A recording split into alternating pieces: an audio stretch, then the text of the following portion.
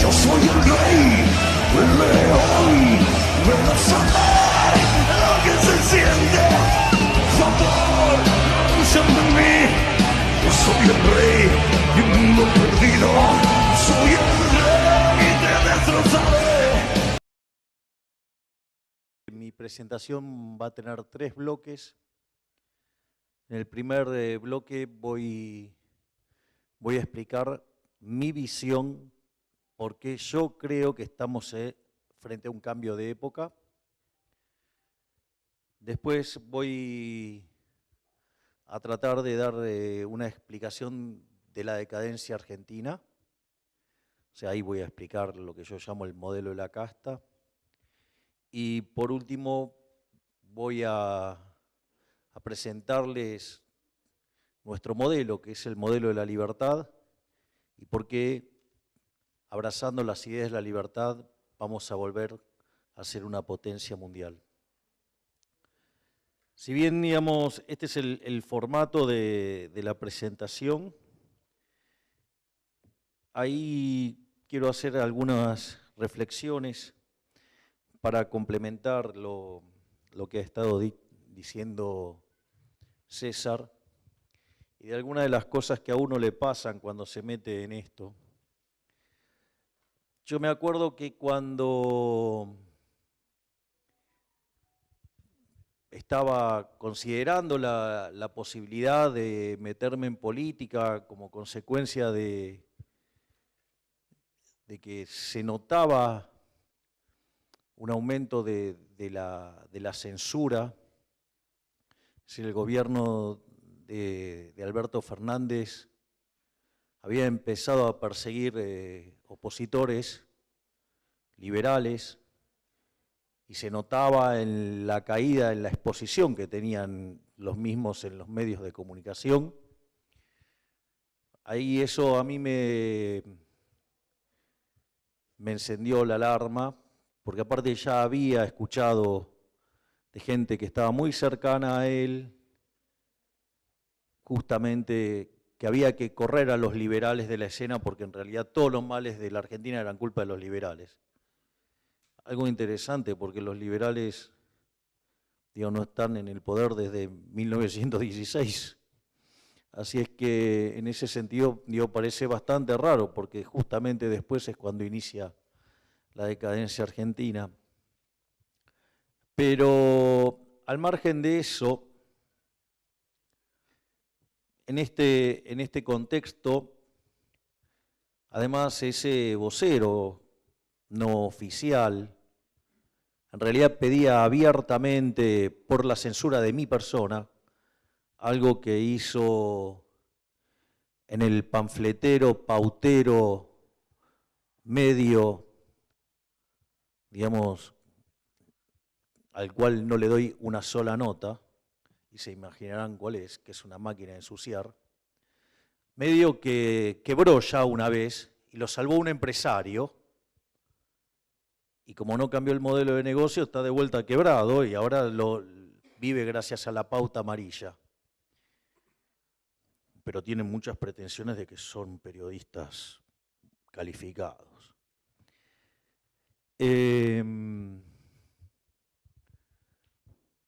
Y también lo hizo en un canal que la gente cree que es un canal recontra acá y en realidad no es ni más ni menos que un canal de disidencia controlada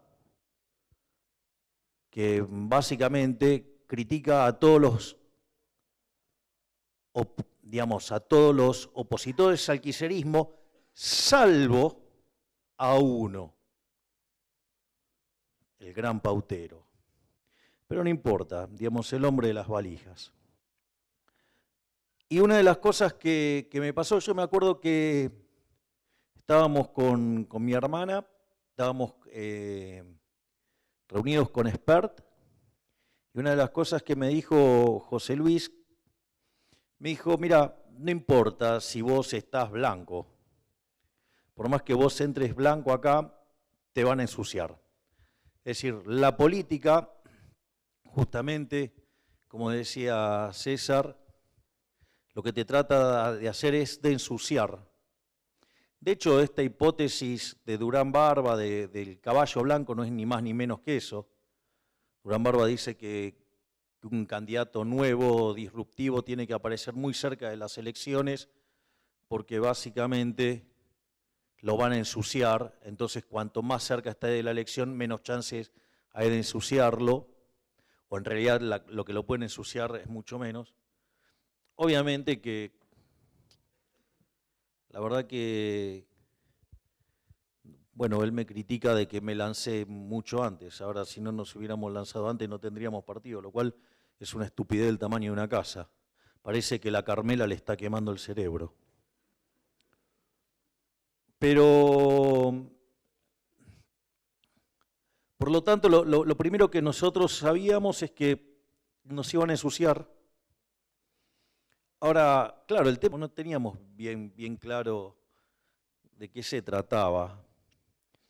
Y una vez que nos fuimos metiendo más, tuve la suerte, digamos, de encontrarme con una persona que se dedicaba a hacer campaña negativa. Esto es bueno que lo sepan.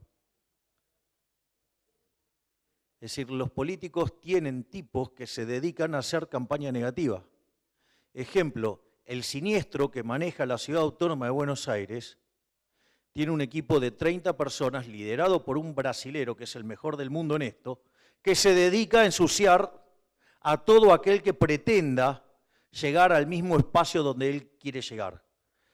Y eso, digamos, o sea, es claro, porque como él ya no puede crecer por la propia y su imagen se viene cayendo como calzón de meretriz,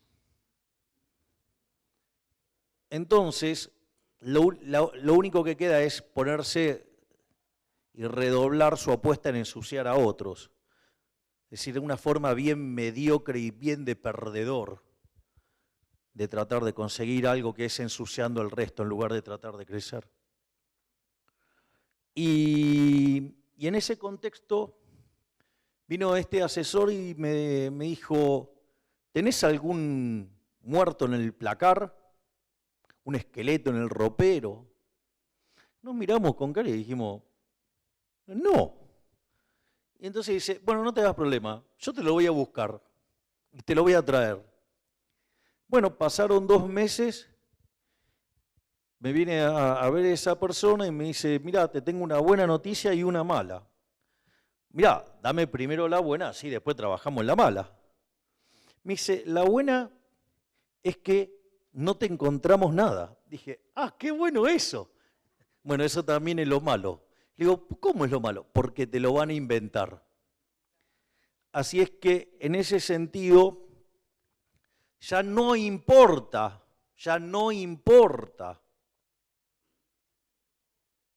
si lo que dicen es cierto o no, digo, lo van a inventar, si es necesario, lo van a inventar. Yo recuerdo una nota que me hicieron en un canal de noticias que casualmente la que era pareja del dueño de este medio ensuciador serial, al cual obviamente no les doy nota, y encima andan llorisqueando por las redes. Por suerte, digamos, nosotros tenemos soldados que se la bancan y los acomodan a esos mentirosos.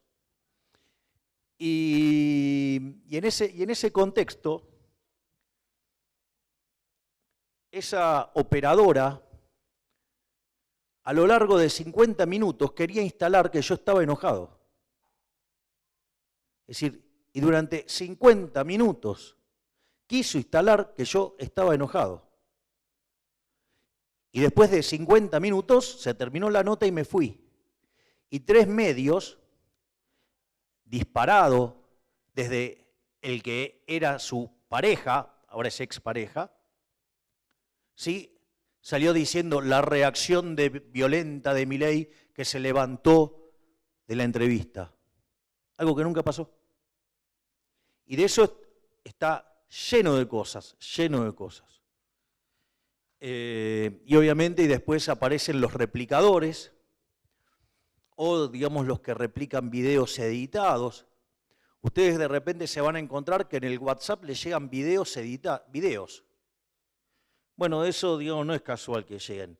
Ustedes creen que les llega de un amigo que está diseñado para que ustedes crean que espontáneamente llegó.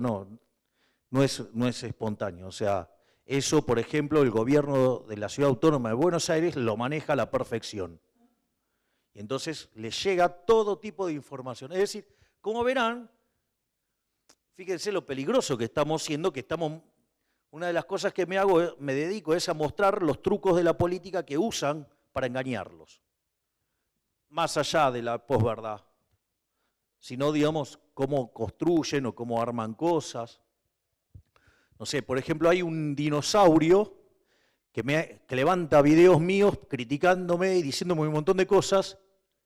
Y la verdad que cuando uno ve a ese dinosaurio está claro que no tendría ni la capacidad para buscar esos videos y mucho menos para editarlos. Y uno se da cuenta por la calidad de los gráficos que hace, al margen de que a veces los hace muy mal. O sea que le pefea conceptualmente. Pero, entonces la pregunta es, ¿y bien entonces por qué? Bueno, probablemente porque, a mí siempre me gustaron los desafíos complicados, esa es la realidad. Probablemente porque está en mi ADN, en mi historia personal, en mi historia como arquero. Ustedes piensen que el arquero es una persona que tiene una personalidad bastante compleja, porque entrena solo, se viste distinto, usa guantes. Voy a hacer una anécdota divertida. Una vez me preguntaron, y que gracias a esto después tuve el privilegio y la dicha de conocerlo al Pato Filiol en persona. Entonces me estaba haciendo una nota Hugo Lamadrid, que tenía un programa muy divertido, carente de talento, muy divertido. Y entonces, nada, después de que me estuvo tratando de encontrar algún hueco en lo político, saltó rendido a los temas deportivos. Entonces me dijo, pero vos eras arquero, entonces, ¿quién era mejor? ¿Gatti o Filiol? Y le dije, sin lugar a dudas, el análisis económico dice que Filiol era mejor. Me dice, pero ¿y vos de qué cuadro sos? Yo todavía era de Boca. Me dice, ¿cómo puede ser un hincha de Boca que diga que Filiol era mejor que Gatti? Bueno, ¿por qué? Porque en el equipo de fútbol juegan 11 y de esos 11 solamente uno puede usar las manos para agarrar la pelota. Es decir, que jugar con las manos es un recurso escaso. Gatti jugaba con los pies, era un ineficiente. Por lo tanto, no había duda que el mejor era Filiol. Así es que, en ese sentido, como verán, digamos, o sea, la mezcla de economista, cantante de rock y economista genera una mezcla así muy explosiva. Pero el punto es que, miren, esto es muy simple, porque uno dice, ok, la personalidad, lo que quieras, pero ustedes pueden ver un partido de fútbol y, no sé, pueden ir a la cancha de Boca, que probablemente sea el estadio más pintoresco y más complicado para enfrentar a un rival, o sea, para el rival, ¿no? Y entonces ustedes van y ven un partido de Argentina, ven las tribunas, ven todo, o sea, una cosa verdaderamente muy linda. Ahora, la pregunta es, cuando se pone a cantar la hinchada, muchacho, la pregunta es, ¿la pelota del medio de la cancha se mueve? Pueden gritar todo lo que quieran, la pelota no se mueve. Los goles los hace Messi, si ustedes no se meten, digamos, el siniestro y sus socios, porque del otro lado son socios del siniestro, no se crean que hay grieta, ahí no está la grieta, esos son socios, porque yo le puedo asegurar que si gana Juntos por el Cargo, ninguno de la Camporonga se queda sin laburo. Y si gana el Frente de Chorros, ninguno de los radichetongos, ninguno de la coalición cínica, ninguno de las palomitas tibias del PRO y demás agentes de la decadencia argentina, ninguno se queda sin trabajo. Abajo los negocios siguen. El problema es con el que vine a patear el sistema. El problema es el que vine a barrer con el statu quo. Ese es el del problema. Y en ese camino, yo recuerdo que cuando iniciamos, me acuerdo que fui a un programa de televisión y una periodista me dijo, ustedes los liberales son muy simpáticos para hablar en televisión, pero no tienen votos, no generan votos. Digo, para que tengan idea del tipo de agresiones que uno recibe recurrentemente. Después recuerdo que nos dijeron que no íbamos a poder formar partido, no nos íbamos a poder presentar, y ahí llegamos a tener 3 partidos. Tuvimos, a pesar de todas las cosas que le hicieron al Partido Libertario, llegó a tener el provisorio, Libertario Cava, y tuvimos 17 agrupaciones que nos acompañaron, es decir, con lo cual las valijas al siniestro no le dieron resultado. Y no solo eso, sino que además, una vez que tuvimos partidos nos dijeron que no íbamos a poder pasar las PASO, después nos dijeron que íbamos a perder contra el voto en blanco, después nos dijeron que íbamos a perder contra la izquierda por goleada, y el propio día de la elección, las encuestas, las bocas de urna que hacía circular, la gente del siniestro decía que no íbamos a poder sacar ni el 6%. Terminamos sacando 13,4% en las PASO, superando por un poco más de 2 puntos a la lista que armó el siniestro para tratar de complicarnos, que es gente propia de esa lista, dice que estaban para ensuciarnos, que dentro de todas las cosas que me ha dicho una persona un caradura, un traidor, un tipo que parece honesto, parece, ¿ok? Y que me prologó libros y que daba conferencias conmigo, me trató de kirchnerista de derecha, castrista, chavista. Y a un tipo que lee la Torá todos los días lo acusaron de nazi. Es decir, parece una joda. Es más, la impresentable de Carrió dijo que soy peor que Hitler. Un argumento a quien yo obviamente estoy demandando, y un argumento que, claro, el problema es que Morales es tan limitado intelectualmente que lo quiso replicar y no le salió. Entonces casi que uno no lo puede llevar a juicio porque entra en la categoría de inimputable. Ustedes se ríen, pero es así. Tengo algunas anécdotas un poquito más escabrosas, pero no viene al caso, porque si no se va a poner muy complicado. Entonces, y después, en la elección sacamos 17% de los votos. Entonces después dijeron que cuando nos metiéramos en el Congreso íbamos a desaparecer. De hecho, esa propia estupidez la decía quien lideraba la lista de los candidatos de Juntos por el Cargo, que decía, una persona gritando sola en el Congreso no puede hacer nada. A lo que yo le contesté con una frase del general San Martín que decía, un hombre solo gritando hace más ruido que 100.000 callados.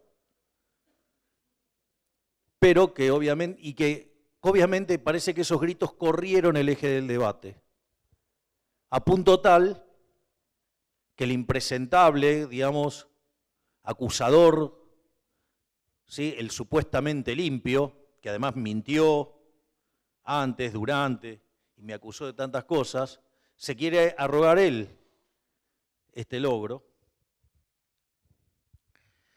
Y no solo eso, al jefe se le ocurrió que sorteáramos el sueldo, porque claro, para nosotros los impuestos son un robo, por lo tanto el dinero que recibo de la dieta está sucio. Por eso se llaman impuestos, digamos, nadie los paga por propia voluntad, los pagan a punta de pistola. Y en ese contexto, ahí al jefe se le ocurrió que lo sorteáramos, porque claro, porque si no estábamos haciendo caridad con la ajena. Entonces la única forma de devolverlo y sin que estuviera interferido por nuestra mano era sorteándolo.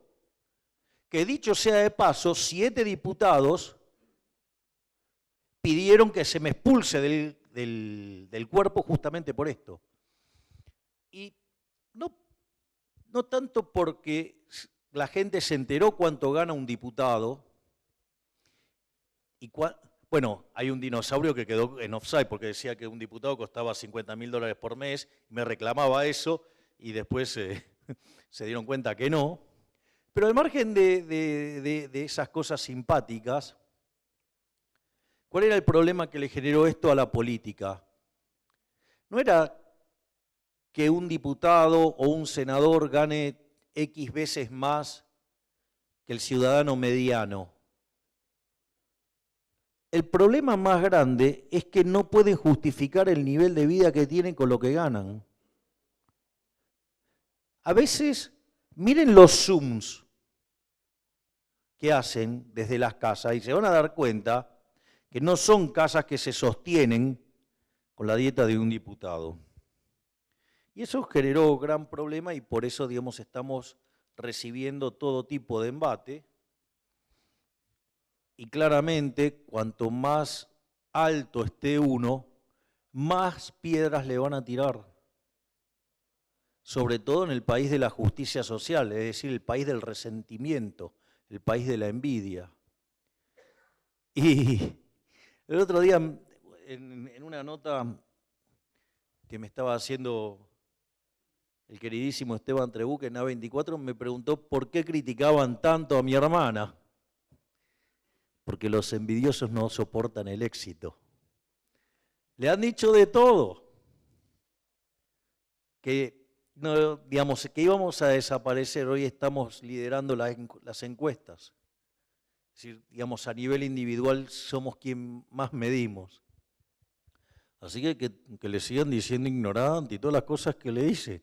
Parece que el modelo funciona bárbaro.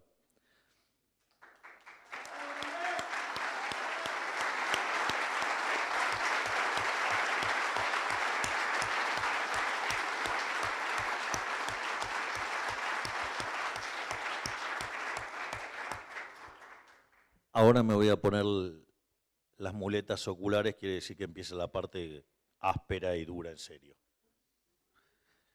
Lo primero que quiero explicar es el tema de la idea de cambio de época versus época de cambio. Una época de cambio es una época donde transcurren los cambios de manera regular, uniforme, o sea, lo normal es el cambio, o sea, es lo que ocurre todo el tiempo. Es decir, ahora, un cambio de época es algo que viene y rompe con todo lo que había hasta ese momento. Y desde mi punto de vista, nosotros estamos frente a un cambio de época. Y el cambio de época, la forma que yo, obviamente, por una cuestión de formación profesional y una cuestión de la forma de encarar los problemas, ahí Yo lo que hice es, lo pensé en términos matemáticos y dije, bueno, la política tiene un modelo, o sea, en realidad todo el mundo tiene un modelo en la cabeza, porque la vida es muy compleja, la realidad es muy compleja, es muy compleja. Y entonces la única forma que ustedes tienen de enfrentar la realidad es con modelos. Los modelos son una simplificación de la realidad, donde ustedes dejan los elementos sobresalientes y dejan de lado las cosas que no sirven, por decirlo de alguna manera. Y eso es un modelo, y todos tenemos un modelo en la cabeza, aún, o sea, cuando esto sea consciente o inconscientemente. Y obviamente que el que es el modelo para uno no necesariamente tiene que ser el modelo para otro, o sea, es un problema casi a nivel individual, les diría. Pero, digo, hay modelos que se van estableciendo y que a fuerza de resultados se terminan imponiendo. Y la casta política tiene un modelo para mirar la política. Ahora, ¿cuál es el problema? Que cuando ustedes tienen un modelo, en general, ustedes le cargan datos, por decirlo de alguna manera, y esperan algún tipo de resultado. Digo, para eso tienen el modelo. Para decir, bueno, no sé, si el Banco Central se pone a emitir y lo lógico es que los precios suban. Digo, porque implica una pérdida de poder adquisitivo del dinero. Entonces, es interesante esto porque el modelo, en tanto y en cuanto, digo, se va ajustando a la realidad, el modelo es bueno. El problema es cuando el modelo empieza a tirar error. Entonces ustedes tratan de ver una situación y les tira error, tratan de ver una situación y les tira error, y les tira error, y les tira error. Entonces, ahí el problema radica en analizar el error. Si ese error obedece a una cuestión transitoria o, en su defecto, obedece a algo más estructural. Si es una cuestión transitoria, ese error estadísticamente se llama ruido blanco. Se distribuye normalmente y a veces el error está de un lado o a veces el error está del otro. Yo me acuerdo que un día discutí con un periodista porque le dije, vos sos un operador del siniestro. Me dice, no, ¿cómo me vas a decir eso? Y porque, mirá estos errores. Bueno, tengo mala información. No. Yo te puedo entender que un día te cae el error de un lado y otro día te cae el error del otro. Ahora, cuando todos los días te cae el error del mismo lado, es porque tenés un problema en el modelo. O sea, tenés sesgo. Entonces eso ya no es un error, tiene sesgo. Entonces el modelo deja de ser insesgado y entonces tiene otro problema. Y lo que le está pasando a la política es que todo el tiempo el modelo le tira error. Es decir, cada vez que quieren analizar nuestro caso, el modelo le tira error. Entonces, ¿cuál es el problema de que el modelo tira error? El problema es que estamos frente a un cambio de época, es decir, un cambio estructural. Si ustedes lo quisieran medir en términos matemáticos, sería un cambio en la ordenada del origen, un cambio en la pendiente, o sea, lo que ustedes quieran. Y entonces ahora digamos, hay un modelo que tira y predice bien y hay otro que predice mal. Y los políticos tienen uno que predice mal sistemáticamente. No van a, digamos, o sea, los liberales son simpáticos pero no tienen votos, no van a poder formar partido, no van a poder pasar las PASO, no van a poder, digamos, ganarle al voto en blanco, pierden por escándalo contra la izquierda.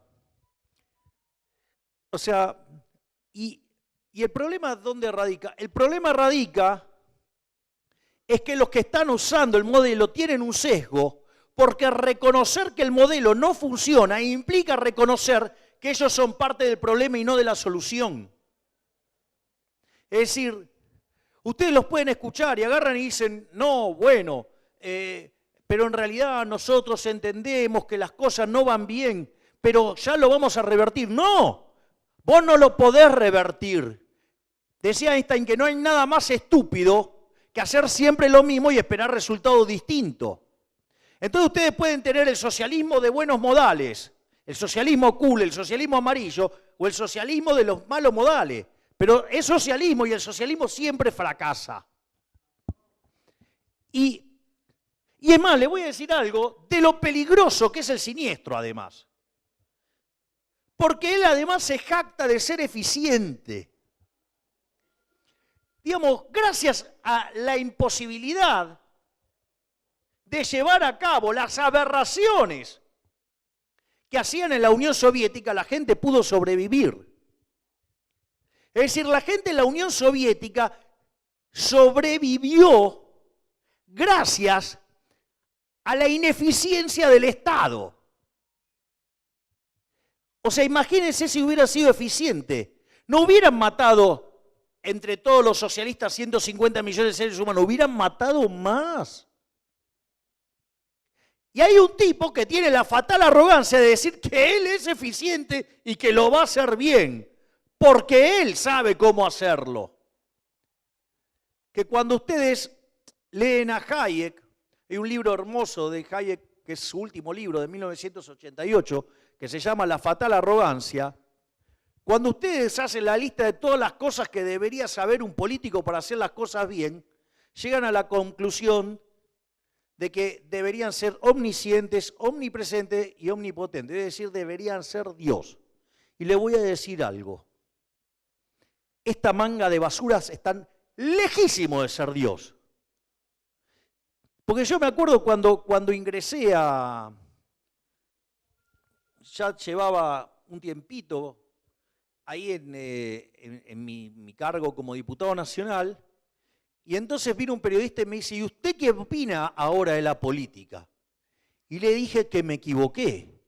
Entonces me dijo, vio, no eran tan malos. Le dije, no, me equivoqué, pero me quedé corto, son infinitamente peor.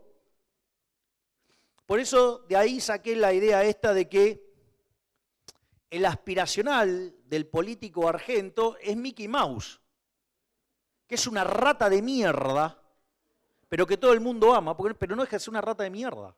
¿O acaso ustedes andan con ratas y esas cosas? ¿Se abrazan a la rata y esa cosa? Entonces, es más, me acuerdo cuando asumí también con esto de que pueden hacer solamente 2 diputados en 257, y ahí para el canal de Diputados TV.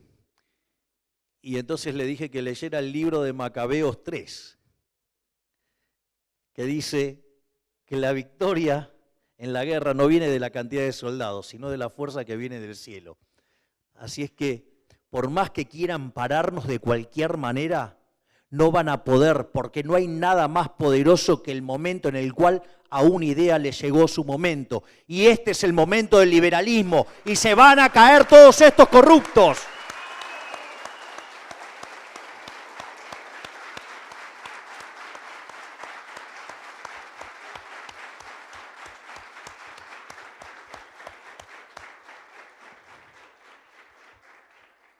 Y obviamente,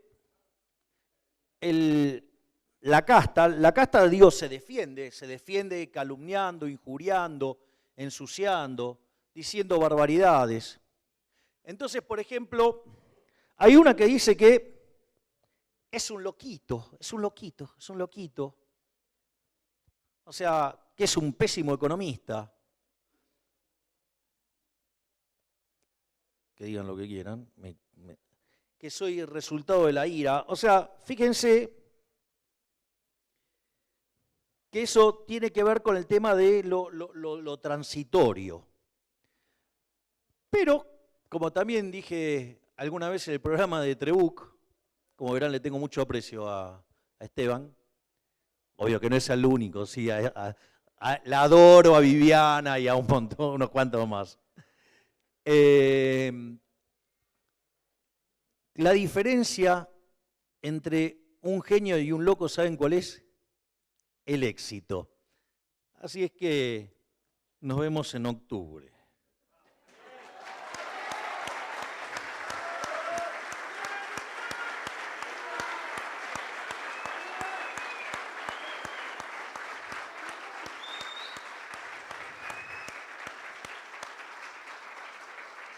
la otra crítica tiene que ver con la imposibilidad. No, esto es imposible, esto es imposible, esto es imposible. Entonces, por ejemplo, una de las cosas que me acusan es de ser antidemocrático. Claro, denunciarles el choreo a ellos es antidemocrático. Decir que la grieta es entre honestos y ladrones es antidemocrático.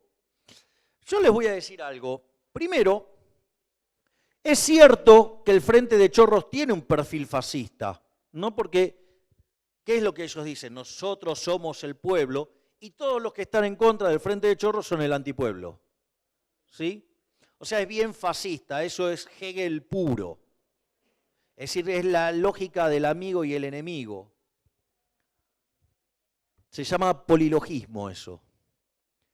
Ahora, ok, pero del otro lado los acusan de ser fascistas y son tan fascistas como ellos. Pero claro, ellos son la república y los otros son la antirrepública. Pero después cuando lo ves, digamos, o sea, primero, o sea, no sé, dicen, por ejemplo, no sé, no, este es kirchnerista, y llevaron de vicepresidente al que era el jefe de la bancada en el Senado del kirchnerismo. O dicen, este es peronista, y sucede que, digo, no sé, Larreta, Santilli, digo, podría ser una lista enorme de todo lo que, Vidal, todo peronista. Entonces, digo, es muy interesante. O fíjense el tipo de persecuciones que por ejemplo, me hacen a mí, no, o sea, trabaja para Massa. Y sucede que Larreta es hace 30 años amigo de Massa. Es decir, tienen un problema de proyección.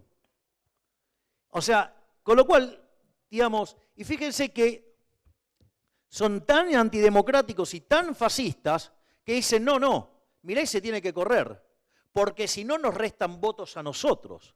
Y la pregunta es, ¿acaso ustedes son esclavos? ¿Acaso alguien les dice a ustedes a quién tienen que votar o no?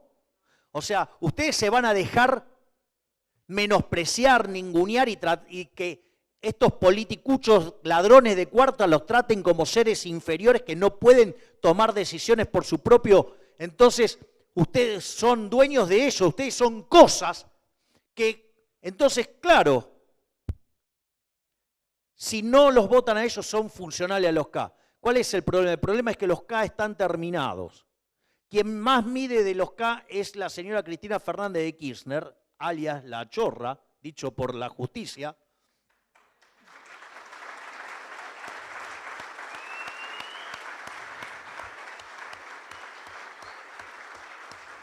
Y entonces, ¿qué quieren hacer? Eliminar toda posibilidad de competencia para que sean solamente ellos.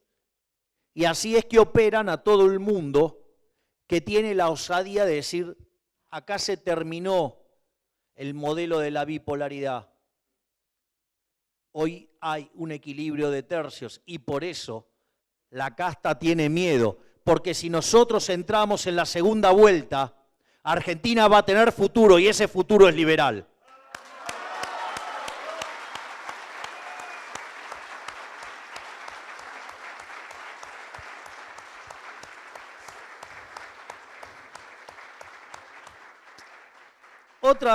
Otra de las cosas que hacen para querer sacarnos de la cancha y ensuciarnos, digo, estas son todas operaciones que se estructuran desde el gobierno de la Ciudad Autónoma de Buenos Aires, así literalmente se los digo. Tengo el listado y todo de las operaciones con las cuales nos han atacado, nos atacan y nos van a atacar. Es decir, digo, lo que pasa es que cuando alguien tiene ese método violento de hacer política basado en la traición, genera muchas filtraciones y no saben lo divertido que es. Entonces, en ese contexto, una de las cosas que nos dicen, por ejemplo, no tienen estructura. Entonces, no tienen estructura. Y sucede que el chino, en lo que, digamos, que tanto lo han vapuleado, sucede que logró que en cerca de un año logró que tengamos partido para las elecciones nacionales en cada uno de los distritos electorales, en cada una de las provincias.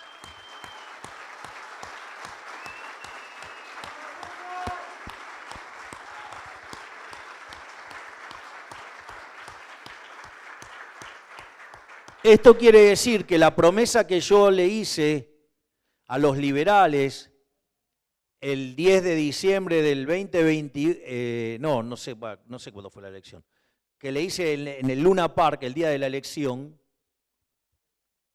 que íbamos a tener una boleta liberal en cada una de las partes del país, lo cumplimos, así que gracias, Chino.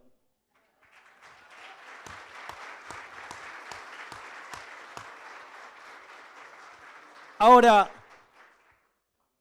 no solo eso, porque parece que no les alcanza con eso, no les alcanza con esto. Ahora voy a mostrar algo así, se caen de culo y se dan cuenta cómo mienten estos tipos.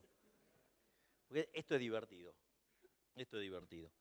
Porque, por ejemplo, nosotros hicimos, por ejemplo, explícitamente, que yo no fui a propósito, hicimos un acto de referentes en la primera sección electoral de la provincia de Buenos Aires y había más de 1000 referentes. La querida Romy Díez hizo uno en Rosario y había más de 800 referentes. Fuimos a Río Negro y había más de 600 referentes. Fuimos a Neuquén y había más de 800 referentes. O sea, venimos haciendo un quilombo novela. O sea, ni que hablar, digamos, de cuando hacemos esos actos modestos de meter 18.000 personas en Córdoba, 20.000 en Mendoza o 30.000 de verdad en Tucumán. 30.000 de verdad.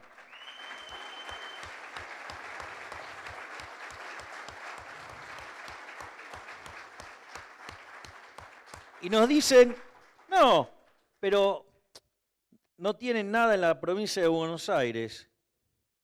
Macri cuando fue presidente, cuando ganó la presidencia, no llegaba a cubrir 90 distritos de los 135. Nosotros hoy tenemos referentes claros y con quienes estamos interactuando en 127. Y de los 127 hay 95 que ya se designó coordinador, lo cual implica mesa política conformada y conforma, ya está. Es decir, ahora la culpa de que van a perder la provincia de Buenos Aires es mía y no de que Santilli es un candidato espantoso. Entonces, fíjense que no hay gran diferencia de un lado o del otro. Y la realidad es que ellos también podrían decir lo mismo, porque nosotros planteamos la casta versus la no casta, los honestos, los que vivimos de nuestro laburo. Pero mientras que ellos hacen la grieta por quién es más o menos basura, nosotros lo que planteamos es una cuestión moral. Nosotros proponemos vivir del fruto de nuestro trabajo, donde nosotros seamos los responsables y los arquitectos de nuestro propio destino y que nos hagamos cargo de los costos de lo que hacemos y de lo que decimos y de lo que decidimos. Mientras que ellos lo que quieren es el modelo de la justicia social, que es injusta, que es un robo porque implica un trato desigual frente a la ley, porque implica robarle a uno para darle a otro, porque implica castigar al exitoso, porque implica un modelo decadente. Pero claro, en el traspaso está lo que Bastiat decía, las porosas manos de los políticos.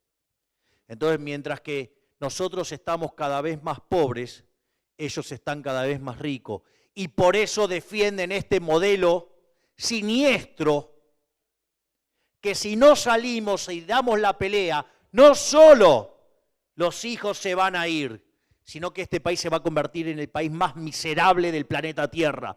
Por lo tanto, desde mi punto de vista, la desidia no es una solución y yo decidí morir con las botas puestas.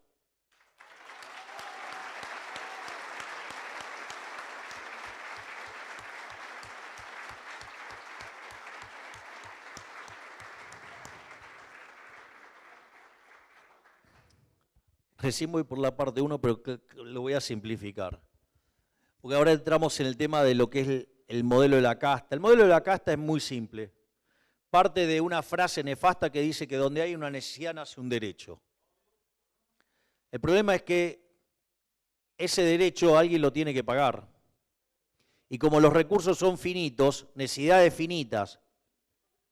infinitas con recursos finitos, ahí hay un problema.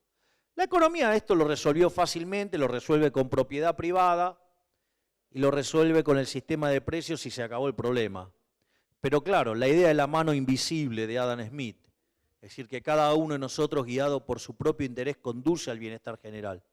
Pero claro, ese modelo a la casta no le gusta, ese modelo a los políticos no le gusta, en especial porque no pueden robar. Y entonces justifican su robo desde la justicia social. Con más o menos violencia, pero son lo mismo. Y en ese contexto, ese modelo se traduce en desequilibrios fiscales. Y esos desequilibrios fiscales, por ejemplo, Argentina, desde 1901 hasta hoy ha tenido 22 crisis. De esas 22 crisis, 20 tienen origen fiscal, y en esas 20 crisis, algunas tienen déficit fiscal alto y en otras tiene estrafalariamente alto.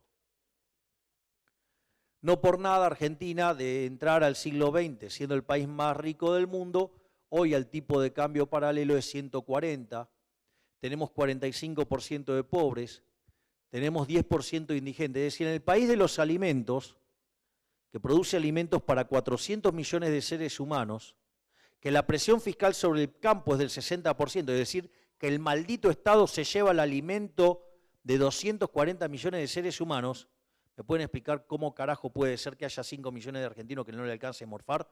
Es porque estos hijos de puta son una manga de chorros. Y la verdad que cuando ustedes están enojados con los políticos tienen razón, son una mierda, literalmente, son unos chorros que nos están arruinando la vida y que nos van a condenar a la más absurda de las miserias. Porque ese déficit fiscal, además, hay que financiarlo. Si ustedes pueden, ustedes lo que no pueden es evitar las consecuencias. Ustedes pueden hacer lo que quieran, pero no pueden evitar las consecuencias. Entonces, cuando tienen déficit fiscal, por ejemplo, una forma que lo financian como es con endeudamiento, es algo profundamente inmoral. Porque el endeudamiento, ¿qué es? Impuestos futuros. Ahora los impuestos futuros quiere decir que ustedes le están cargando la fiesta de hoy a sus hijos, a sus nietos, a los que no votan y hasta a los que no nacen. O sea, todavía no nacieron y ya tienen deuda. Pues una de las cosas que yo siempre digo es, si ustedes quieren bajar el nivel de violencia en los partos, en lugar de darle un chirlo en la cola al chico, les propongo que les muestren con cuánto nació endeudado. Va a llorar como la reputa madre.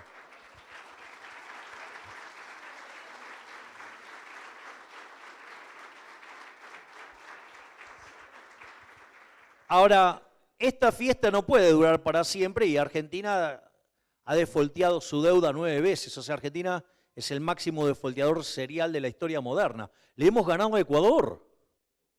Y si se fijan bien, digamos, o sea, algunos canjes podrían también ser entendidos como un default, porque es un default selectivo, o sea, medio como que los pusieron contra la espada y la pared. Pero entonces se termina el tema de la estafa vía deuda. Entonces, ¿qué hace el político argento? Emite dinero. Y obviamente que cuando emite dinero genera inflación. Argentina le sacó 13-0 a la moneda desde que tiene Banco Central en 1935. Argentina tuvo 2 hiperinflaciones sin guerra, destrozó 5 signos monetarios, y si los miran bien son 6. Probablemente algunos, los que tienen más edad acá, se acordarán que los billetes de los pesos antes decían convertible de curso legal. Cuando le borraron eso es un cambio monetario, pero de signo monetario, es un detalle. Pero, y la inflación tiene algunos temas, tiene un problema de Miren, el sistema de precios es un mecanismo de transmisión de información, coordinación y ajuste. Cuando ustedes tienen inflación, esa señal se distorsiona. Es como que ahora empezara a haber ruido y el ruido es cada vez más fuerte. Entonces yo puedo explicarlo y ustedes de repente no entienden nada y no es porque ustedes no son aptos, sino que en realidad es porque hay ruido. Y eso en el sistema económico implica que las inversiones o no se hacen o se hacen en lugares incorrectos y eso penaliza la estructura de capital, conlleva a menos capital per cápita, a menor productividad, a menores salarios, a menores oportunidades de trabajo, a mayor cantidad de pobres e indigentes. Conocen la historia, ¿no? Digo que es la historia de la decadencia argentina. Y la otra cosa es que además es un impuesto altamente regresivo porque le pega entre 25 y 30 veces más fuerte a los más vulnerables. O sea, yo digo, por eso a mí me cuesta entender los progres que dicen que defienden el Banco Central, si es una máquina de estafar. En ese contexto, porque es una falsificación y una estafa el Banco Central. Yo lo explico siempre con la economía de oro, que estamos haciendo transacciones en moneda de oro, y viene un amigo y trae un físico y un químico que pueden convertir el plástico en oro. Entonces empezamos a comprar plástico, lo convertimos en oro, mientras que yo lo tengo guardado, por ejemplo, acá no pasa nada. El problema es cuando quiero salir con el lingote afuera y se lo quiero cambiar a alguien. Entonces voy y le cambio un lingote por un lingote a otro, ¿qué me va a decir? Dale, ¿qué es esto de querer cambiar un lingote por un lingote? Bueno, te doy 2 por 1. El dicho dice que cuando la limosna es grande hasta el santo desconfía. Entonces, pero los políticos no son tan estúpidos, en realidad son una manga de hijos de puta, o sea, malos, o sea, con lo cual aprendieron cómo estafar a la gente. Entonces, ¿qué hacen? Lo fraccionan en monedas, los mezclan con las monedas buenas y lo meten ahí. Eso hace que aumente la oferta de oro, el poder adquisitivo del oro sube y todos los precios, cae, quiero decir, y todos los precios expresados en unidades de oro suben, es decir, inflación. Pero fíjense que la contracara de esto es una estafa. ¿Y quién es el que puede hacer esa estafa? Es el Banco Central. Y el Banco Central no emite, porque si emite para financiar a los políticos. Entonces la financiación del déficit fiscal con emisión monetaria es un robo. Y entonces ahora van a ver por qué entonces los políticos no quieren entregar el Banco Central. Porque, por ejemplo, en los últimos 3 años, este gobierno de delincuentes emitió 16 puntos del PBI. Es decir, que nos roban con señoriaje cerca de 5,33% del PBI por año. Algo que oscila entonces entre los 25.000 y los 30.000 millones de dólares. Ahora se dan cuenta por qué no quieren eliminar el central, por qué, digamos, o sea, yo estoy loquito, y claro, porque ellos dejan de afanar. Miren si serán perversos cuando dicen, no, no se puede hacer, no se puede hacer. Digo, al margen de los errores técnicos y las estupideces que dicen, digo, lo pueden ver en mi conferencia del fin de la inflación en el Broadway, lo pueden ver en mi conferencia en Mendoza. Miren si habrá cambio de época, que había 20.000 personas escuchándome hablar de sobredolarización. Vaya que hay cambio de época. Y la primera que dijo eso fue Bullrich. Dijo, miren, un tipo que está hablando de Hayek ante 20.000 personas, debe haber algo raro. O sea, miremoslo de alguna manera distinta. Pobre, la sepultaron a crítica, la destrozaron, pobre. Pues es la metodología del siniestro. Y en ese contexto, fíjense, porque esas ratas que tengo de compañerito de trabajo, el último presupuesto fue el presupuesto más votado de los últimos 20 años. Y aprobaron un déficit de 35.000 millones de dólares. Es decir, 35.000 millones de dólares para que siga la fiesta de los políticos, sí. Ahora, 35.000 millones de dólares para rescatar los pasivos del Banco Central, ya sea las bases monetarias como las LELIQ, y que se termine el problema de la inflación en la Argentina, no. ¿Se dan cuenta? Estos tipos son unos delincuentes, son unas basuras. Es decir, ellos viven de hambriarnos. Por eso la gente tiene razón de estar bien enojados.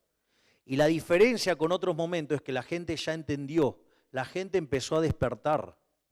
La gente entendió que ellos son la base de todos nuestros males. Por eso no pueden pisar la calle. Porque cuando solamente pisan la calle aquellos que no son conocidos, porque los que son conocidos la pasan muy mal. Y en ese sentido, la otra forma de financiarlo es directamente subiendo más el robo, que son los impuestos. Es como que ustedes están en su casa, por ejemplo, supongamos que yo estuviera casado y estoy con mi mujer y mi mujer me dice, che viejo, no dan los números, no alcanza. Digamos, una persona de bien trata la forma de ver de cómo genuinamente generar ingresos. Si no es posible, baja el gasto, pero a ninguno se le ocurre qué cosa, irse de caño. Es decir, que esto además no es una revolución solo desde lo económico, es moral. La revolución es moral, porque la grieta es moral.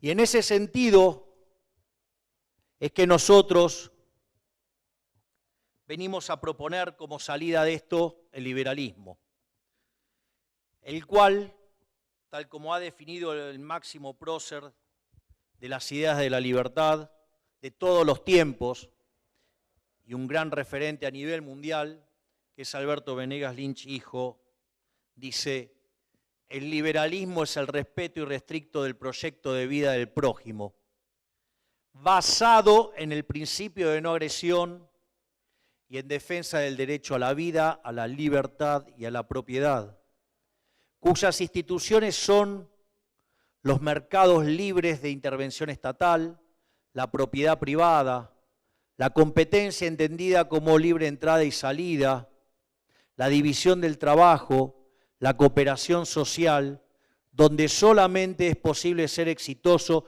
sirviendo al prójimo con bienes de mejor calidad a un mejor precio, donde los exitosos son héroes, no tipos que hay que perseguir y reventarlos a impuestos.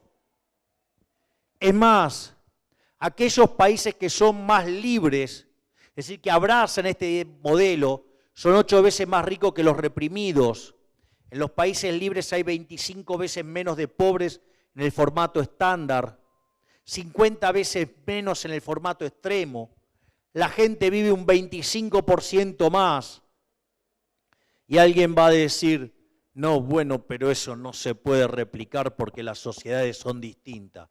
Miren, cuando partieron a Alemania en dos, los alemanes eran lo mismo, ¿eh?